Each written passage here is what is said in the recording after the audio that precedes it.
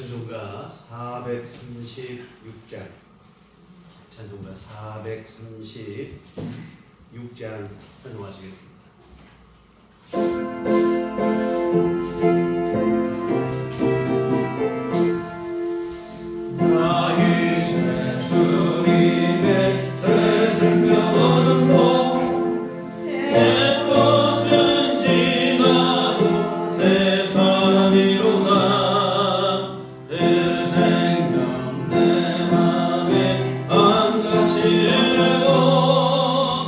그 사랑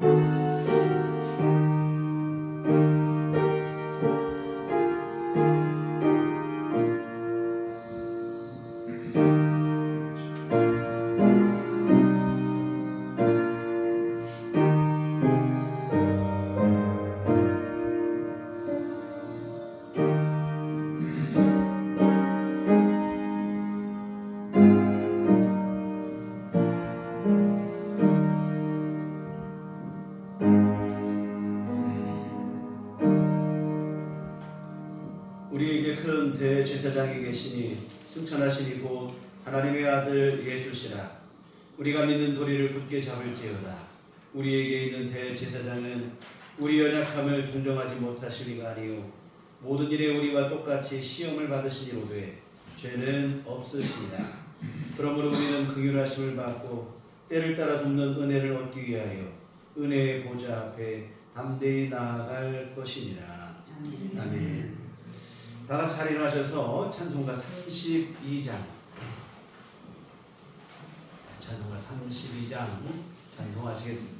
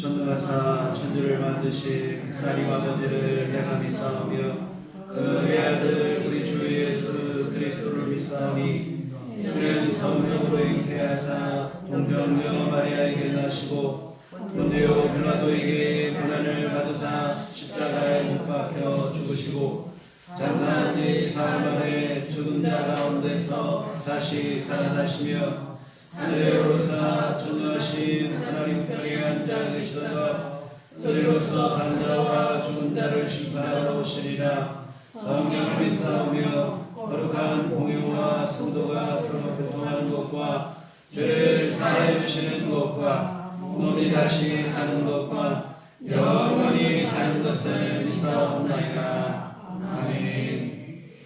성취교독은 교독문 41번 시편 97편 말씀 교독하시도록 하겠습니다.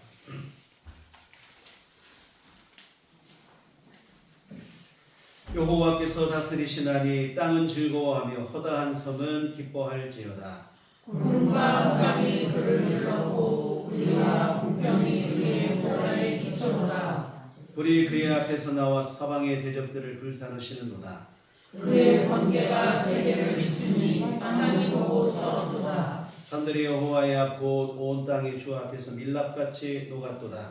하늘이 그의 의를 선포하니 모든 백성이 그의 영광을 보았도다. 조각한 신상을 섬기며 허무한 것으로 자랑하는 자는 다 수치를 당할 것이라. 너희 신들아 여호와께 경배할지어다. 여호와여 시온이 주의 심판을 듣고 기뻐하며 유다의 딸들이 즐거워하였나이다. 여호와여 주는 온 땅 위에 지존하시고 모든 신들보다 위에 계시니이다. 여호와를 사랑하는 너희여 악을 미워하라. 그가 그의 성도의 영혼을 보존하사 악인의 손에서 건지시느니라. 의를 위하여 빛을 뿌리고 마음이 정직한 자를 위하여 기쁨을 뿌리시는도다. 의인이여 너희는 여호와로 말미암아 기뻐하며 그의 거룩한 이름에 감사할지어다. 아멘. 성경은 찬송가 6장입니다.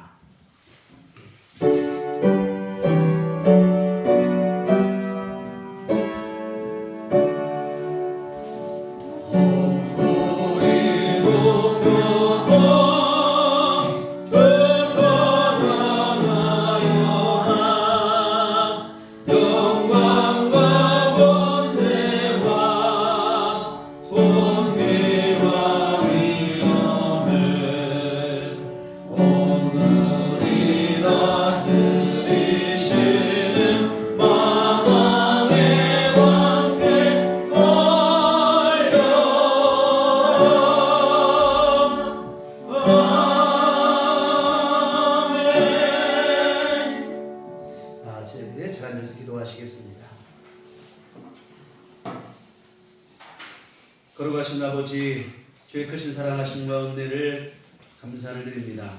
지난 한 주간 동안에도 우리 삶을 주께서 주관하여 주시고 하나님의 귀하신 은혜의 손길 안에서 우리를 보호하여 주시니 감사를 드립니다. 오늘도 거룩한 주일을 맞이하여 하나님의 귀한 전을 기억하게 하시고 주님의 은혜를 사모하여 이 함께 모이게 하여 주시고 우리에게 건강 주시어서 또한 주 앞에 나오는데 부담없이 주께서 우리를 인도하시고 보호하시니 진실로 감사를 드립니다. 하나님의 귀하신 은혜를 진심으로 감사하며 이 예배를 주께 드리오니 하나님 기뻐 받아 주시옵시고 우리에게 한량없는 주님의 은혜를 베풀어 주시옵소서.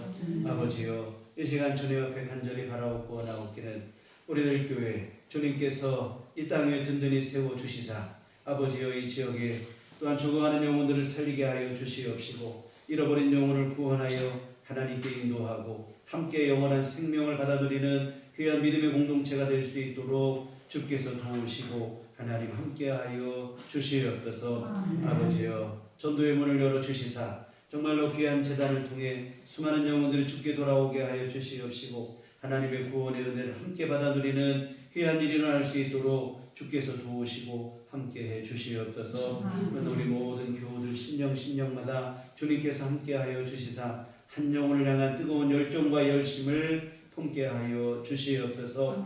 귀한 영혼들을 뜨겁게 사랑하게 하시고 믿음으로 주 앞에 간절히 기도하게 하여 주시옵시며 주의 사랑으로 섬기어 귀한 영혼들을 주께 인도하게 하시고 하나님의 구원의 은혜를 함께 받아 누릴 수 있도록 주께서 도와 주시옵소서. 하나님 아버지, 또한 우리 모든 교우들 가정마다 주께서 복을 내려 주시옵소서. 먼저 온 가족이 예수 믿어 구원받는 믿음의 가정들이 다 될 수 있도록 주의 은혜를 베풀어 주시옵소서. 주 예수 그리스도를 구주로 믿게 하여 주시어 한 믿음으로 생명의 유업을 함께 이어받는 귀한 생명의 공동체들이 다 되도록 주께서 은혜를 내려 주시옵소서. 아버지 하나님, 날마다 일마다 우리 가정들을 함께 하시사 필요한 모든 것 주께서 채워 주시옵시고 하나님께서 은혜를 부어 주심으로 주님 안에서 참 평안을 누리는 귀한 가정들이 다 되도록 주께서 도우시고 하나님 함께하여 주시옵소서. 아버지 하나님, 또한 이 나라와의 민족을 주께서 기억하여 주시옵소서. 혼란과 여러 어려움 속에 있습니다. 주님께서 돌보시고 함께하여 주시옵소서. 아버지 하나님이여, 이러한 때에 우리 믿는 성도들이 더 기도하게 하여 주시옵시고 하나님의 뜻을 간절히 구하고 또한 주님의 귀하신 도우심 안에서 이 모든 혼란이 종식되게 하여 주시옵시고 주께서 내려주시는 참 평강이 우리 안에 누려지는 귀한 나라가 될 수 있도록 도우시고 함께해 주시옵소서. 아버지 하나님, 또한 우리 날마다 살아가는 모든 삶의 순간순간에 주님께서 우리를 돌보시고 인도하여 주시어서 하나님의 귀한 영광을 드러내는 믿음의 발걸음이 멈추지 않게 하여 주시옵시고 하나님의 뜻을 이 땅에 이루어가는 삶들이 될 수 있도록 도와주시옵소서. 주여, 이 시간 우리 하나님의 귀한 말씀 듣기를 원합니다. 성령님, 우리 안에 진리의 영으로 함께하여 주시옵소서. 주의 말씀 들을 때마다 깨닫고 믿어지는 은혜를 베풀어 주시옵소서. 귀한 말씀 우리 심령 가운데 심겨지게 하여 주시옵시고 그 말씀을 좇아 믿음으로 살아가는 우리의 삶이 되게 하여 주시고 귀한 약속하신 은혜를 받아 누리게 부족함 없도록 주께서 도와 주시옵소서. 예수님 이름으로 기도했습니다. 아멘.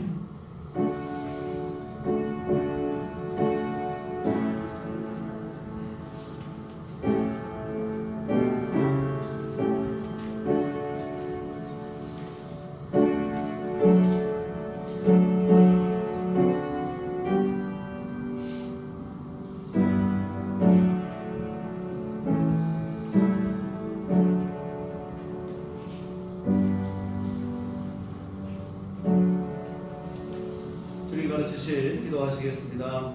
하늘에 계신 우리 아버지여, 이름이 거룩히 여김을 받으시오며 나라의 마옵시며 뜻이 하늘에서 이룬 것 같이 땅에서도 이루어지이다.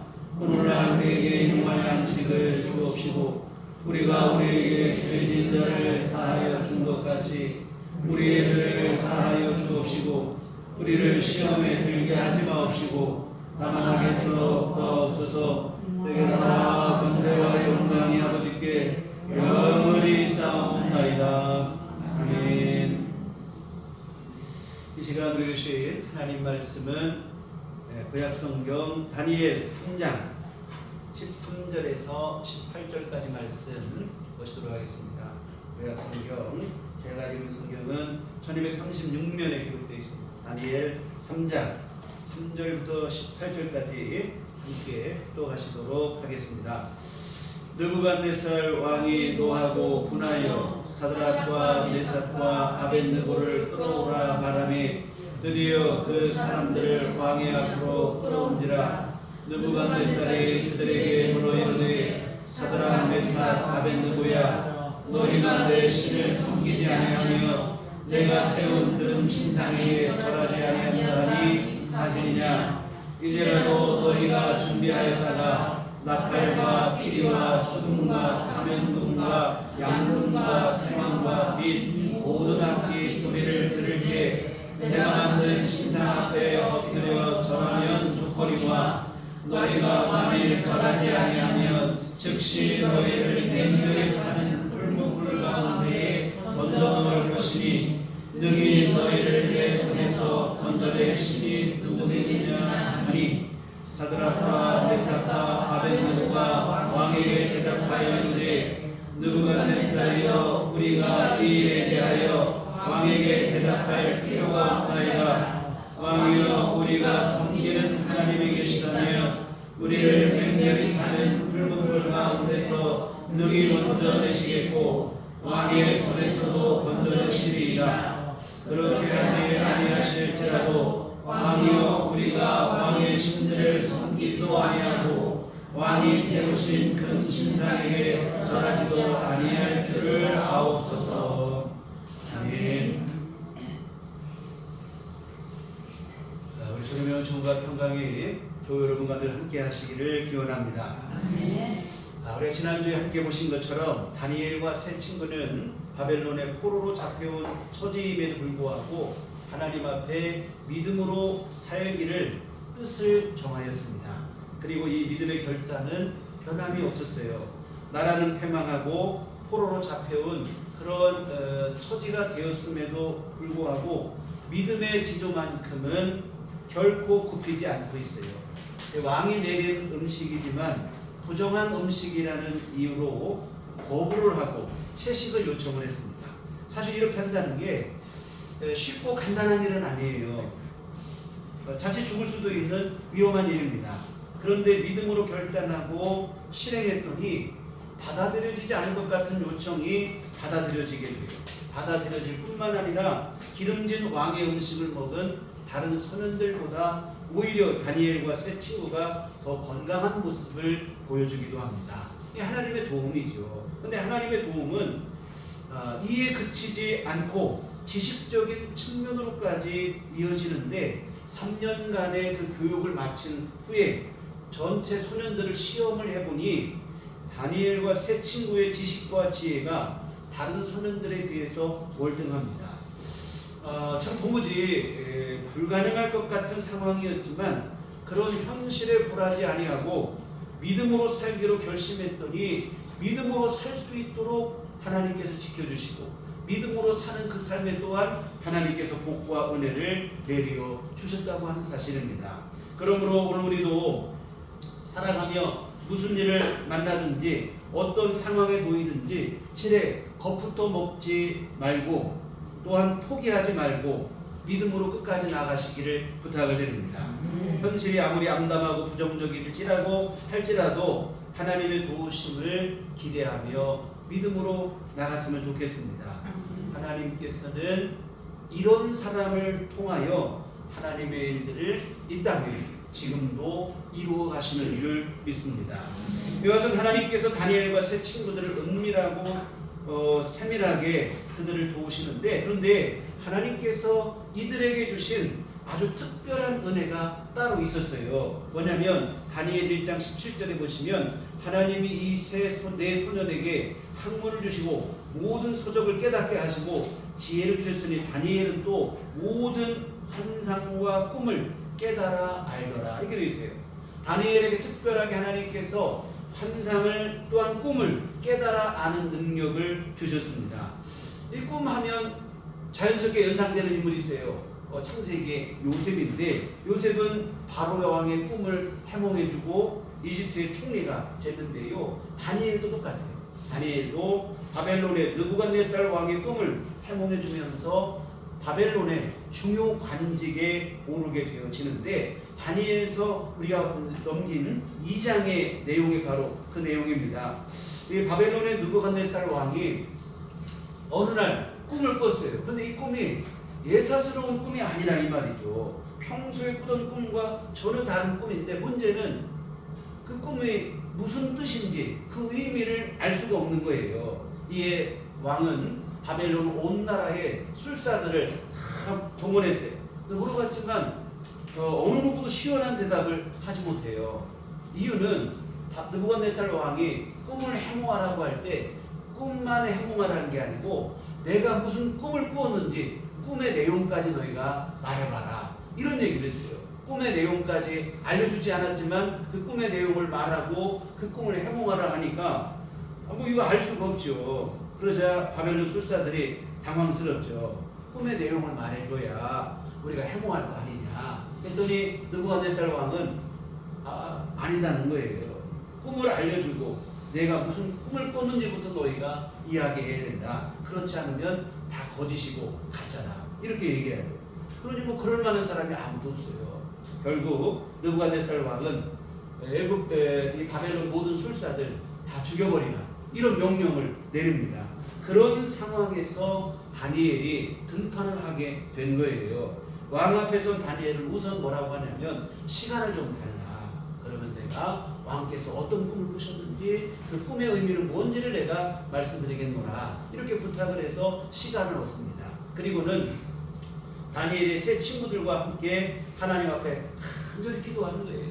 이 왕의 꿈이 뭔지 그 꿈의 의미는 뭔지를 하나님께 보여달라 기도했더니 하나님께 진짜로 그 꿈의 내용을 보여주시고 그 꿈이 또 무슨 의미인지까지도 알려주십니다.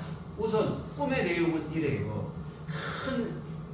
엄청난 크게 큰 신상이 하나 있는데 이 신상이 좀 이상해요. 머리는 금으로 되어 있고 가슴과 두 팔은 은으로 되어 있고 배와 넓적다리는 노수로 되어 있고 종아리는 쇠로 되어 있고 그 발은 진흙과 쇠가 이렇게 섞여 있는 그런 모양새입니다.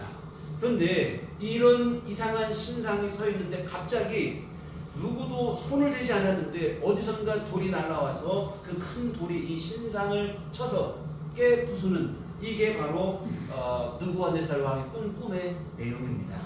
이에 다니엘이 그 얘기를 하고는 이 꿈의 내용은 뭔가, 해석은 뭔가 이렇게 해석을 하는데, 금으로 된 머리는 지금 현재 바벨론의 왕인 느부갓네살 왕의 바벨론 제국을 의미한다는 거예요. 강력한 제국이라. 그런데 그 다음에 이제 가슴과 두 팔은 은으로 되어 있다고 했는데 바벨론 제국 후에는 그보다 조금 못한 나라가 세워질 것이다. 금보다 은이 좀 못하잖아요.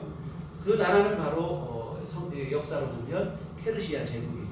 그 다음에는 노수로 된다고 했는데 노수로 된 나라, 그 나라는 온 세계를 다스리게 될 것이다, 이런 얘기를 했어요. 이것은 바로 뭐냐면 알렉산더 대왕이 세운 헬라 제국에 대한 예언입니다. 그 다음은 새와 같이 강력한 나라로 문나라가 그 앞에 불복하게 될 것이다. 역사상 가장 강력한 제국이었던 로마 제국에 대한 얘기가 됩니다.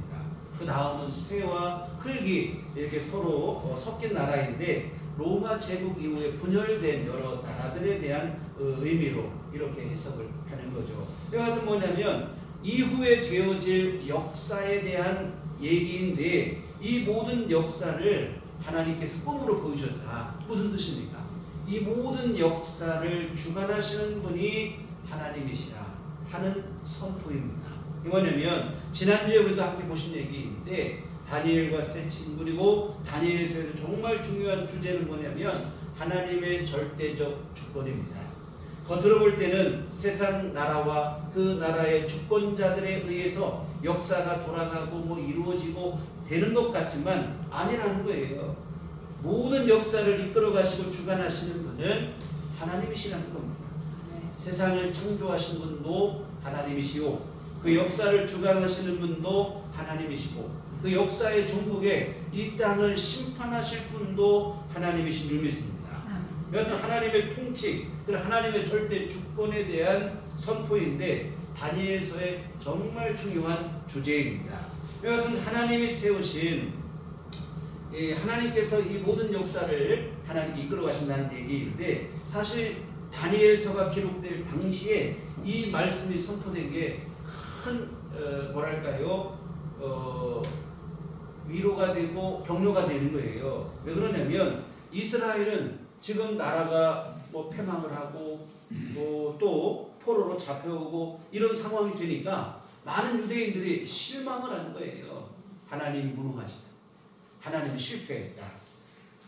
바벨론 나라보다도 오히려 하나님이 무능하다. 뭐 이런 생각을 갖고 있어요. 그러나 사실은 하나님이 실패한 게 아니죠. 하나님이 실패한 게 아니라 이스라엘과 유대인들이 실패한 거예요. 하나님께 받은 사명을 잊어버리고 죄 짓고 타락했습니다. 하나님의 실패가 절대로 아니죠. 이거 지금 나라가 패망하고 포로로 잡힌 것도 하나님께서 무능하셔서 방관하셔서 벌어진 일이 아니라 이스라엘과 유다의 실패와 타락에 대한 하나님의 징계입니다. 다니엘이 지금 사실 이 얘기를 하는 거예요. 하나님은 절대 무능하신 분도 아니고 방관하시는 분도 아니고 역사의 중심에서 하나님의 뜻을 성실히 이행하시는 역사의 주관자시다 하는 얘기를 선포하고 있습니다. 뿐만 아니라 하나님께서 주관하고 계신 역사의 중심에는 뭐가 있는가? 하나님은 무엇을 위해서 역사를 주관하시고 강대국 세우고 이게 하나님의 목적이 아닙니다. 하나님이 세상 역사를 주관하시는 그 역사의 중심에는 어떤 주제가 있냐면 인류 구원이라고 하는 중요한 주제가 자리하고 있는 거예요. 하나님의 역사를 주관하시는 그 목적은 뭐냐면 구원에 있는 줄 믿습니다.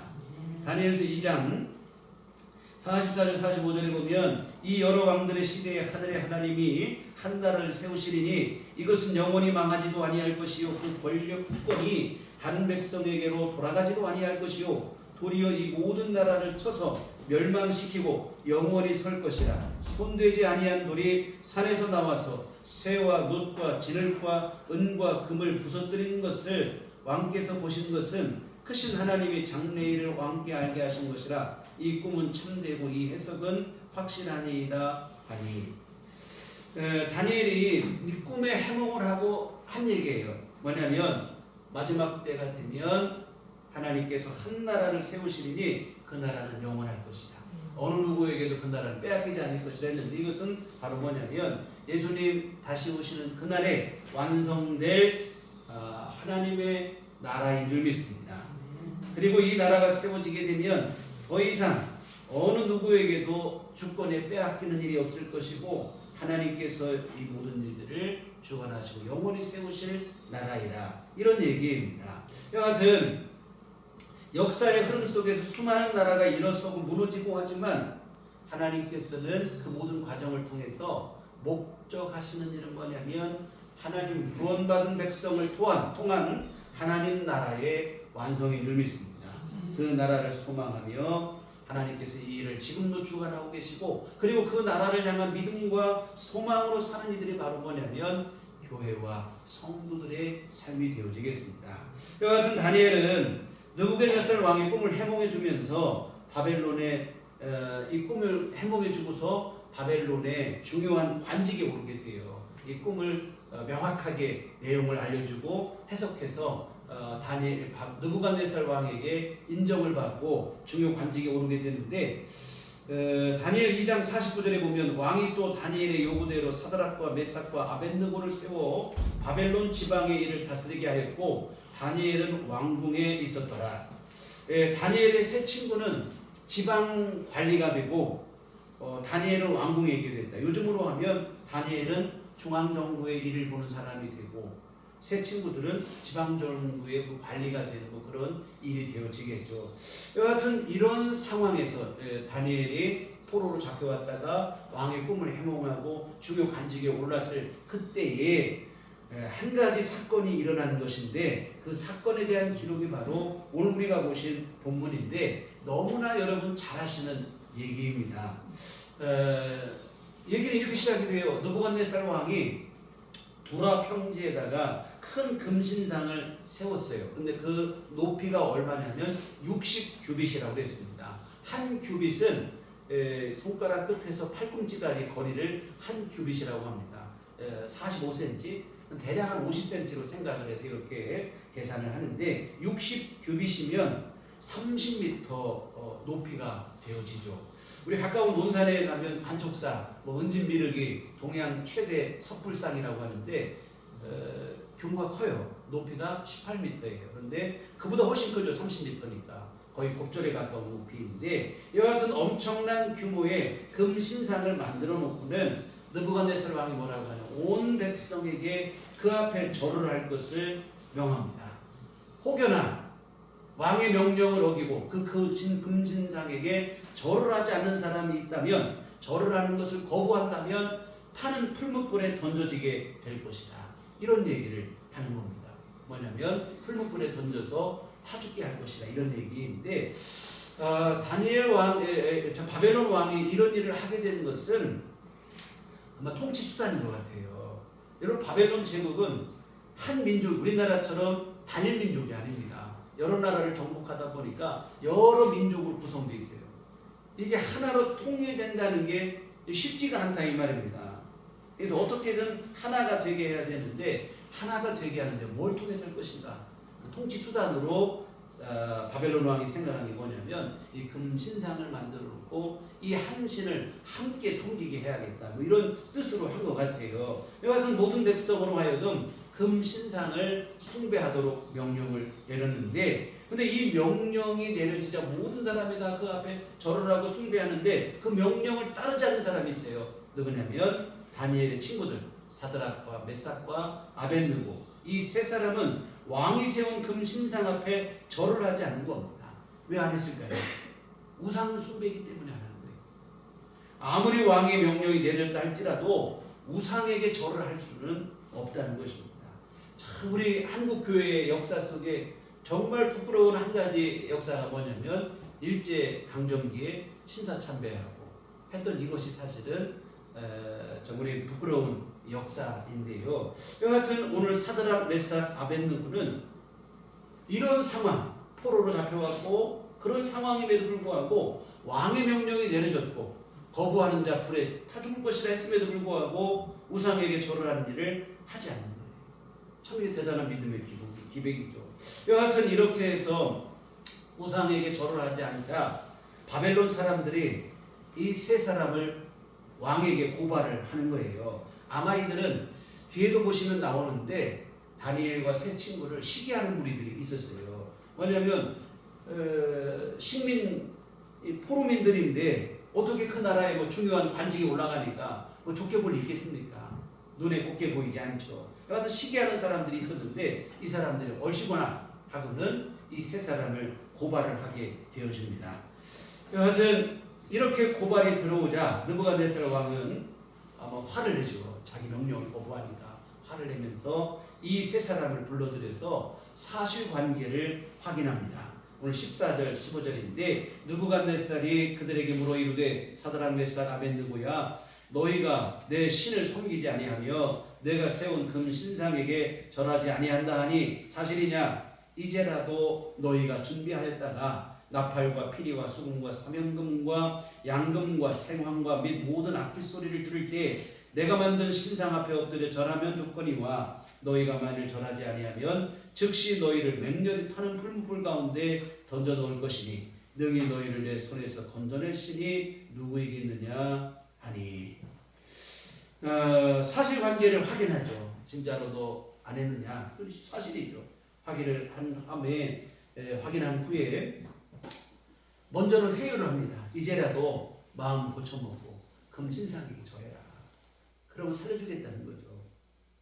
그리고 또 이 회유를 하고 동시에 협박도 하는 거예요. 만일 이 명령 끝까지 어길 시에는 타는 풀무불 속에서 너희가 죽게 될 것이다. 협박을 합니다. 여하튼 회유와 함께 협박을 하는데 생각해보세요. 고민스럽죠. 이게 단순한 협박이 아닙니다. 사느냐 죽느냐 하는 일이라 이 말입니다. 생각해보세요. 여러분 이런 일이 당장 오늘 여러분에게 닥쳤다고 생각을 해보세요.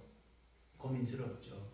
그냥 죽는 것도 아니고 불에 타 죽으니 이게 얼마나 끔찍한 일입니까? 그런데 여러분 이 세 사람은 조금의 주저함도 없이 단호하게 대답을 하는데 오늘 16절 보면 사드락과 메삭과 아벳느고가 왕에게 대답하여되 느부갓네살이여 우리가 이 일에 대하여 왕에게 대답할 필요가 없나이다.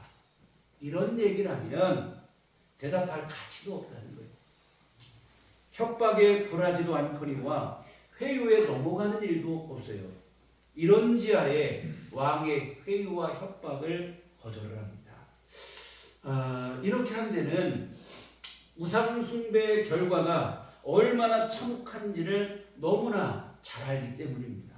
여러분 지금 이스라엘이 나라가 뺏기고 하루아침에 먼 나라로 포로로 잡혀왔어요. 이렇게 된 결정적 이유가 뭐냐면 우상 숭배의 죄악 때문입니다. 우상 숭배하다가 지금 이 지경이 된 거예요. 그러니 우상 숭배가 얼마나 무서운 결과를 초래하는지를 이 다니엘과 이 세 친구들이 너무 잘 알죠. 그러니 우상 당장 살아보겠다고 우상 숭배에 다시 빠질 수는 없다는 겁니다. 지금 어찌 보면 이게 목숨을 구걸하는 일이 아니라 오히려 이것은 목숨을 저버리는 일이 된다는 것을 너무 잘 알고 있는 거예요. 우리 지금 이 이스라엘이 바벨론에 패망하고 70년 포로 생활했는데 이 70년 포로 생활을 통해서 한 가지 해결된 게 있어요. 그게 뭐냐면 고질적인 문제였던 우상 숭배가 해결이 돼요. 그래서 바벨론 포로 이후에 더 이상 이 유대인들에게 우상 숭배의 문제가 크게 작용하거나 그런 일은 없어요. 사실 하나님께서 70년 포로 생활하게 하신 이유가 여기에 있죠. 우상은 아무것도 아니라는 것을 분명히 보여주시는 겁니다. 그리고 오직 하나님만이 온 우주 만물의 주인이 되심을 또한 분명하게 보여주신 일인 줄 믿습니다. 이것은 이 세 친구는 아무리 풀무불로 위협할지라도 우상에게 절하는 일은 없을 것이다. 이거 대답할 가치도 없다. 이런 지하에 거절을 합니다. 이어지는 17절 보면 왕이여 우리가 섬기는 하나님이 계시다면 우리를 맹렬히 타는 풀무불 가운데서 능히 건져내시겠고 왕의 손에서도 건져내시리이다. 풀무불 속에 던져진다 할지라도 하나님께서 능히 우리를 건져내실 것이다.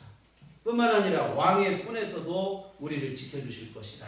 이런 믿음의 고백입니다. 여하튼 뭐냐면 지금 풀무불에 던져져도 왕이 우리를 핍박하고 박해해도 상관없다. 하나님이 지켜주실 것이다. 여러분 이 또한 하나님의 절대 주권에 대한 고백입니다. 역사의 주관자는 금신상도 아니고 바벨론의 느부갓네살 왕도 아니고 오직 하나님이시라고 하는 믿음의 고백이에요. 금신상보다 더 강한 분이 계시다. 풀무불로 지금 위협하는 느부갓네살 왕보다 더 큰 분이 계시다는 거예요. 누구시겠습니까? 하나님이시죠. 겉으로 보기에는 금신상의 위용이 대단해 보이고 풀무불로 위협하는 느부갓네살 왕이 무서워 보이지만 아니라는 거예요. 역사를 주관하시고 세계를 통치하시는 분은 오직 하나님이시라 하는 믿음의 고백입니다. 이 대단한 믿음이죠. 한가하게 책상머리에 앉아서 한 고백이 아니에요. 이 삶과 죽음의 위협 앞에서 한 고백이기에 더욱 그러하다 이 말입니다. 지난주에도 우리가 보셨지만 이들의 믿음의 기백이 보통이 아니에요. 당대 최고 권력인 강대국인 바벨론, 그 바벨론 나라의 최고 권력자인 느부갓네살 왕이 앞이지만 조금도 위축되는 게 없어요. 강대국, 그 나라의 최고 권력자, 그러나 그보다 더 큰 분이 계시고 그분이 나를 도우시고 나와 함께 하신다는 믿음을 갖고 있었기 때문입니다. 그래서 풀무불로 위협하지만 하나님께서 우리를 지키실 것이다. 당당한 자세를 갖고 있어요. 사랑하는 성도 여러분, 오늘 저와 여러분은 하나님의 자녀라는 사실을 잊지 마시기를 부탁을 드립니다. 천지를 창조하시고 역사를 주관하시는 하나님을 아버지라 부르는 하나님의 자녀들입니다. 하나님 아버지께서는 지금도 예수님의 핏값으로 구원하신 하나님의 자녀들, 오늘 저와 여러분을 눈동자와 같이 보호하고 계십니다. 크신 사랑과 때를 따라 돕는 은혜로 우리의 삶을 붙들고 계십니다. 우리 삶 속에 일어나는 모든 일들을 합력하여 선한 역사를 이루어 가십니다. 이 사실 여러분이 잊지 않으셨으면 좋겠습니다. 그 믿음으로 세상 앞에서, 세상의 위협과 물결 앞에서 당당했으면 좋겠습니다. 너무 쉽게 절망하거나 포기하지 마시기를 부탁을 드립니다. 너무 쉽게 세상에 불복하거나 타협하거나 그러지 말기를 부탁을 드립니다. 오늘 본문의 이 세 사람들처럼 담대하고 당당할 수 있기를 주의 이름으로 부탁을 드립니다. 그래서 나는 하나님 아버지의 사랑을 한 몸에 받고 있는 하나님의 아들이요 하나님의 딸이라는 사실을 한시도 잊지 마시기를 주의 이름으로 부탁을 드립니다. 그런데 여러분, 사드락과 메삭과 아벳느고의 믿음은 하나님께서 우리를 이 풀무불 가운데서 지켜주실 것이라 하는 것을 믿는 그 믿음, 그 이상의 믿음이었어요. 18절을 보시겠습니다. 그렇게 하지 아니하실지라도 왕이여 우리가 왕의 신들을 섬기지도 아니하고 왕이 세우신 금 신상에게 절하지도 아니할 줄을 아옵소서. 설령 하나님께서 그렇게 하지 아니하실지라도, 쉽게 말해서 뭐냐면 우리를 이 풀무불 가운데서 건져주시지 않으실지라도 그럼에도 불구하고 우리는 우상 앞에 절을 할 수 없다는 거예요. 내가 풀무불 속에서 타 죽으면 타 죽었지 우상에게 절하는 일만큼은 없을 것이다. 목숨을 걸고 하나님 앞에 믿음을 고백하고 있는 것인데요. 세상적인 판단으로 보면 참 이게 어리석은 일이죠. 하나님이 지켜주신다면 모를까, 지켜주시지 않을지라도 하나님 끝까지 믿고 따른다는 것은 참 이거 뭐 손해나는 일 아닌가. 뭐 우리가 목숨이 몇 개씩 되면 모르겠거니와 그렇지도 않은데 지켜주지도 않는 분을 향해서 끝까지 충성을 맹세한다. 이 정신 나가지 않고 할 수 없는 결정이라 이 말이죠.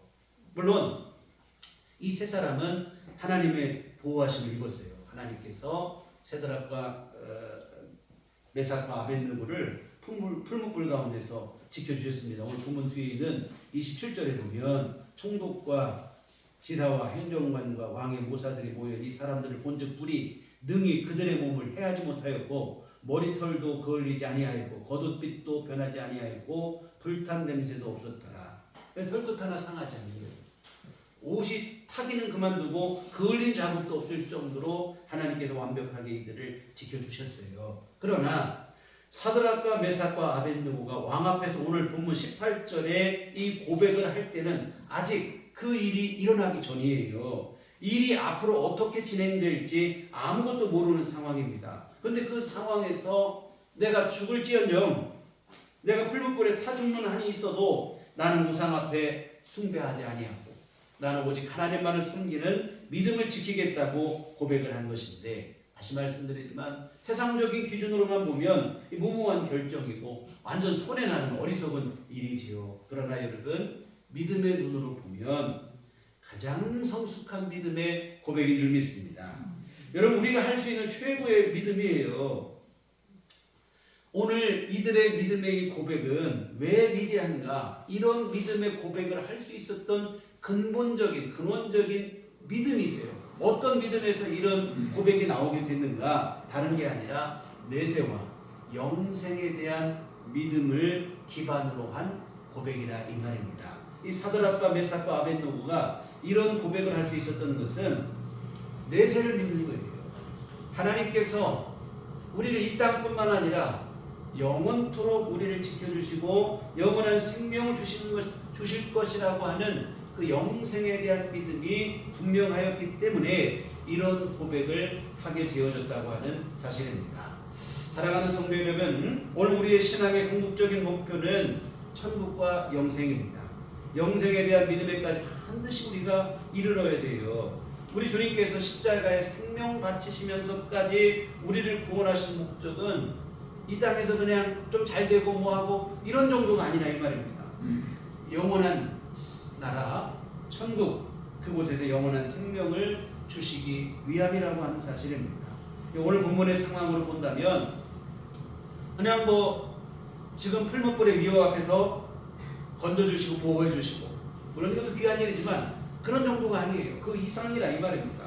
물론 하나님께서 이들을 지켜주신 것은 맞습니다.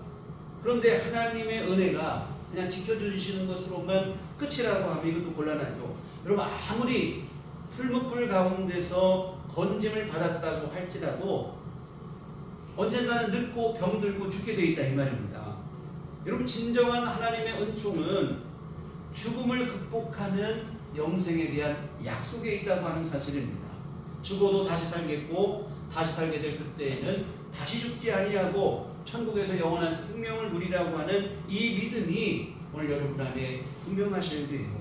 이것이 하나님께서 주시는 가장 귀한 복이요 은총이 되어집니다. 사랑하는 성도 여러분, 우리의 믿음은 이 땅이 전부가 아닙니다. 하나님은 우리를 어디까지 인도하시는가? 하나님은 천국까지 인도하십니다. 단지 이 땅의 삶만 인도하시는 분이 아니에요. 천국까지, 영원까지 우리 삶을 인도하시고 책임져 주십니다. 하나님께서 우리 인생이라고 하는 활의 시위를 당기실 때 어디를 목표로 삼으시는가? 바로 천국이에요. 단지 세상과 성공과 출세와 목적이 아니라 천국에 이르는 것이 진정한 목적입니다. 오늘 우리 인생에 대한 우리의 목적과 목표와 관역도 하나님의 목표와 목적과 관역과 하나가 되셔야 해요. 그래야 우리 인생이라고 하는 화살이 하나님께서 목표로 하시는 천국과 영생에 명중하고 다다르게 되어지는 것입니다. 그런데 참 안타까운 것은 우리가 사는 이 시대가 얼마나 탐욕적이고 타락한 시대가 되었는가. 신앙마저도 자기 욕심의 도구로 삼는 거예요. 예수를 구주로 믿는다는 교회와 성도들마저도 천국과 영생보다 이 땅의 성공과 축복이 또한 성공이 너무 좋은 거예요. 여기에 열광을 한다 이 말입니다. 그래서 천국과 영생은 솔직히 나중 일이니 잘 모르겠고 일단은 잘 먹고 잘 살고 성공하고 앞서가고 이게 최우선 목적이 되어지는 거예요. 물론 그렇게 되는 게 나쁠 거야 뭐가 있겠습니까? 잘 되고 성공하고 출세하면 좋겠지요. 다만 드리고 싶은 말씀은 뭐냐면 그것이 우리의 신앙의 최우선 목표가 되어진다면 이것은 분명한 문제가 되어지는 거예요. 예수 믿는 최우선 목표는 영원한 생명이고 우리 신앙의 최종 목적지는 천국에 있어요. 이게 결코 변할 수 없고 변해서도 안 되는 분명한 사실입니다. 이 우선순위가 우리 안에서 헷갈린다거나 흔들린다거나 변질이 된다면 여러분 이것은 예수를 믿는다 해도 사실은 바르게 믿지 못하는 잘못 믿는 믿음이 될 수 있어요. 사랑하는 성도 여러분, 믿음의 눈이 열리시기를 주의 이름으로 부탁을 드립니다. 예수 그리스도 안에 있는 영원한 나라와 영원한 생명을 보는 믿음의 눈이 분명하여 될 줄 믿습니다. 이 사드락과 메삭과 아벳느고가 풀무불 이유 앞에서 당당할 수 있었던 궁극적 이유는 바로 이 내세와 영생에 대한 믿음이 분명했기 때문입니다. 정말 여러분, 우리도 천국과 영생에 대한 믿음이 분명할 때 우리가 세상 가운데서 당당해지고 두려워하지 않게 되고 담대하게 되어질 것이고, 또한 중요한 사실은 이 믿음이 분명해야 오늘의 삶을 우리가 바르게 살 수 있어요. 되는 대로 그냥 현실이 이끌어가는 대로 막 살아가는 그런 삶을 살 수는 없어요. 당장의 유익과 편리만을 위해 사는 게 아니라 천국의 관점에서 오늘의 삶을 살아가게 됩니다. 내가 오늘 한 결정과 선택이 지금 당장의 문제가 아니라 내가 주님 앞에 서는 그날에, 주 앞에 서는 그날에 주님 앞에 부끄럽지 않을 자신이 있는가, 이 생각을 하게 되는 거죠. 그래서 하나님 앞에 서는 날, 주님 앞에 서는 날 부끄럽지 않은 선택을 하며 오늘의 삶을 올바르게 살아가게 되어지는 것이 줄 믿습니다. 사랑하는 성도 여러분, 천국과 영생에 대한 성경의 약속의 말씀, 우리 주님의 말씀이 문자 그대로 믿어지시기를, 그런 믿음이 여러분 안에 있기를 부탁을 드립니다. 계시록 21장 1절 4절 말씀, 또 내가 새 하늘과 새 땅을 보니 처음 하늘과 처음 땅이 없어졌고 바다도 다시 있지 않더라. 또 내가 봄에 거룩한 성 새 예루살렘이 하나님께로부터 하늘에서 내려오니 그 준비한 것이 신부가 남편을 위하여 단장한 것 같더라. 내가 들으니 보좌에서 큰 음성이 나서 이르되, 보라, 하나님의 장막이 사람들과 함께 있음에 하나님이 그들과 함께 계시리니 그들은 하나님의 백성이 되고 하나님은 친히 그들과 함께 계셔서 모든 눈물을 그 눈에서 닦아주시니 다시는 사망이 없고 애통하는 것이나 곡하는 것이나 아픈 것이 다시 있지 아니하리니 처음 것들이 다 지나갔음이로라. 하나님께서 친히 우리와 함께 해주시고 성도들의 눈에서 눈물을 닦아주시겠고, 다시는 죽는 것도 없고 애통하는 것도 없고 아픈 것도 없고 곡하는 것도 없고 영원한 평강과 희락과 생명을 주시겠다는 겁니다. 사랑하는 여러분, 지금은 우리의 삶이 좀 고달프고 힘들지라도 우리가 포기하거나 절망하거나 모든 것을 내려놓지 않을 이유는 주님께서 우리에게 이 약속을 주셨기 때문입니다. 영원한 나라와 영원한 생명에 대한 약속을 주셨고, 또한 그 나라에서 우리의 오늘의 수고와 이 어려움을 위로하시고 우리 눈의 눈물을 닦아주시고 우리에게 영원한 기쁨을 주실 것이 너무나 분명한 약속이기 때문입니다. 사랑하는 성도 여러분, 예수 그리스도 안에 있는 부활과 영생에 대한 믿음이 오늘 여러분 안에 분명하시기를 주의 이름으로 부탁을 드립니다. 요한복음 14장 1절로 3절 말씀만 보시고 말씀 마치겠습니다. 너희는 마음에 근심하지 말라. 하나님을 믿으니 또 나를 믿으라. 내 아버지 집에 거할 곳이 많도다. 그렇지 않으면 너희에게 일렀으리라. 내가 너희를 위하여 거처를 예비하러 가노니 가서 너희를 위하여 거처를 예비하면 내가 다시 와서 너희를 내게로 영접하여 나 있는 곳에 너희도 있게 하리라. 우리 예수님의 천국과 영생에 대한 약속의 말씀입니다. 이 약속의 말씀이 여러분 안에 분명하게 믿어지셔서 주님 앞에 가는 그날까지 오늘 우리의 삶 속에서 믿음의 길을 묵묵히 걸어가시고 믿음의 삶을 살아내시는 우리들 교회 온 교우들 되시기를 주님의 이름으로 축원합니다. 걸어가신 아버지 하나님, 참으로 우리를 향하여 하나님께서 귀한 약속을 주시되 오늘의 이 땅의 삶뿐만 아니라 영원까지 우리를 책임져 주시겠다 하시는 귀한 약속을 주시니 진심으로 감사를 드립니다. 하나님, 이 약속을 우리 굳건히 분명히 확고하게 믿게 하여 주시옵소서. 이 믿음으로 인해 우리 늘 세상 가운데서도 당당하고 담대하게 하여 주시옵소서. 또한 오늘의 삶 속에서 우리의 삶을 바른 길로 걸어갈 수 있도록 도와주시옵소서. 세상에 치우치거나 흔들리지 않게 하시고 믿음의 길 걸어가는 우리의 삶이 되도록 주께서 도와주시옵소서. 예수님 이름으로 기도했습니다. 아멘. 찬송가 338장 찬송가 338장 찬송하시겠습니다.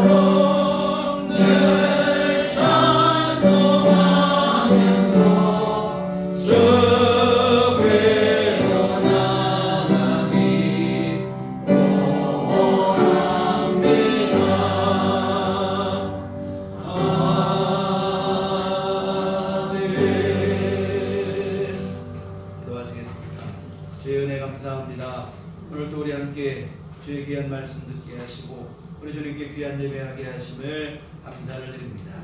아버지 하나님, 주님의 크신 은혜와 사랑 감사하며 주 앞에 이 헌금을 드립니다. 아버지여 기뻐받아 주시옵소서. 하나님께서 쓰이는 곳에 복을 내리시어 하나님의 선한 역사 이루게 하여 주시옵소서. 특별히 오늘은 선교 헌금을 드립니다. 주님 복음의 씨앗을 심는 그 마음으로 이 헌금을 드릴 때에 주여 아버지 함께하여 주시어서 귀한 헌금 쓰이는 곳에 생명 살아나는 귀한 역사가 있도록 도와주시옵소서. 아버지여 또한 오늘 귀한 헌금과 시간과 또한 아버지 하나님 모든 몸과 마음을 주님 앞에 바쳐 예배한 모든 손길들도 하나님 기뻐하여 주시옵소서. 한량없는 주님의 은혜를 내려 주시어 주님 안에 믿음으로 승리케 하여 주시옵시고 아버지 하나님의 선하신 뜻과 귀한 은총 가운데 믿음으로 살아가는 귀한 삶이 될 수 있도록 주님이 도우시고 아버지 함께하여 주시옵소서. 주님여 우리들 교회 오늘 함께 예배한 모든 심령들 가정과 심령마다 한량없는 주님의 은총을 베풀어 주시옵소서. 주 안에서 늘 믿음으로 승리케 하여 주시되 오늘 귀한 말씀처럼 천국과 영생에 대한 하나님께 주신 귀한 약속이 분명한 믿음이 되게 하여 주시어서 그 믿음과 소망 안에 늘 승리하는 삶을 살아갈 수 있도록 도와주시옵소서. 예수님 이름으로 기도했습니다. 아멘. 네, 교회 소식 시간입니다. 우리 서로 인사도 주님만 바라봅시다. 오늘은 선교 헌금을 드리는 주입니다. 복음의 씨앗을 심는 마음으로 함께 헌금해 주시면 고맙겠습니다. 아울러 오늘은 매월 첫 주 오후 예배를 드리는 주입니다. 예배 끝나시고 함께 식사하시고 함께 오후 예배 다 드리시기를 부탁을 드립니다. 그리고 다음 주는 이제 사순절 첫째 주일입니다. 이번 주 수요일이 제 수요일이라 해서 이번 주 수요일부터 사순절기가 시작이 돼요. 사순절은 예수님의 십자가 희생과 고난을 기념하는 그 절기입니다. 그래서 예전에는 이 사순절기가 되면 참으리 세상 오락도 즐기지 않고 절제하고 먹는 것도 절제하고 이런 생활들을 하면서 기도하면서 또 금식하기도 하고 이런 교회 전통이 있어요. 여러분 이 사순절 기간 동안 우리 몸과 마음을 자제하고 절제하면서 예수님의 그 십자가 희생, 우리를 향하신 이 고난 받으심, 순환 받으심을 기억하고 기념하는 그러한 시간들이 되셨으면 좋겠습니다. 더욱 기도하시고 주님의 귀하신 십자가를 묵상하는 그러한 시간으로 삼으시고, 이 사순절이 언제까지 되냐면 부활절까지가 사순절 기간이에요. 부활절, 금년 부활절은 4월 20일 주일입니다. 그래서 그때까지 이 사순절 기간 여러분 잘 은혜롭게 보내는 그런 시간들이 되셨으면 좋겠습니다. 교회 밖의 집회와 성경으로 참여를 금하고 교회 중심으로 건강한 신앙생활 함께 이어가시면 좋겠습니다. 오늘도 우리 교회를 처음 방문해 주신 분이 계신데 함께 신앙생활 원하시면 등록해 주시면 함께 기도로 돕도록 하겠습니다. 또 한 가지 기도를 요청하는 것은, 오늘 이해주 권사님이 지난주에 좀 다치셔서 병원에 입원 중에 계십니다. 그래서 오늘 교회를 예배도 참석을 못 하셨는데 그냥 생각지 않게 어떻게 그냥 갑자기 좀 넘어지셔서 좀 목 디스크가 좀 탈출이 돼서 팔에 통증이 심하고 해서 좀 월요일 아마 내일쯤에 입원하시고 통원 치료를 하신다고 하는데, 여러분 생각나실 때 기도해 주셔서 회복될 수 있도록 기도해 주시면 고맙겠습니다.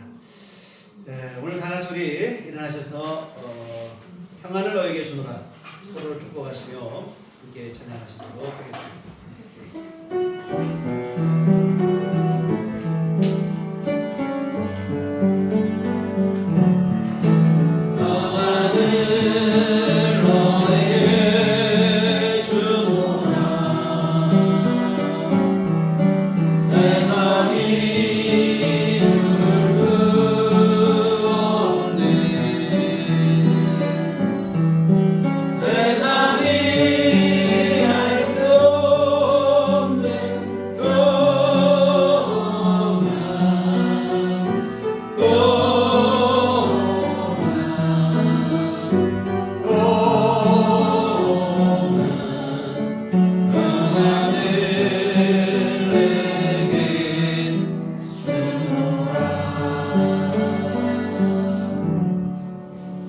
오직 성령이 너희에게 임하시면 너희가 권능을 받고 예루살렘과 온 유대와 사마리아와 땅끝까지 이르러 내 증인이 되리라. 우리가 주의 증인이 되겠습니다. 이제는 우리 주 예수 그리스도의 구속의 은혜와 하나님 아버지의 그 크신 사랑하심과 성령님의 이루고 등력사 감화감동 충만하시니 주의 피로 세우신 우리들 교회 위에와 주님 주신 영생에 대한 약속과 소망으로 오늘의 삶을 믿음으로 살기를 소원하고 다짐하는 주의 모든 자녀들의 심령 위에 지금부터 영원토록 함께 하시기를 간절히 축원하옵나이다. 아멘.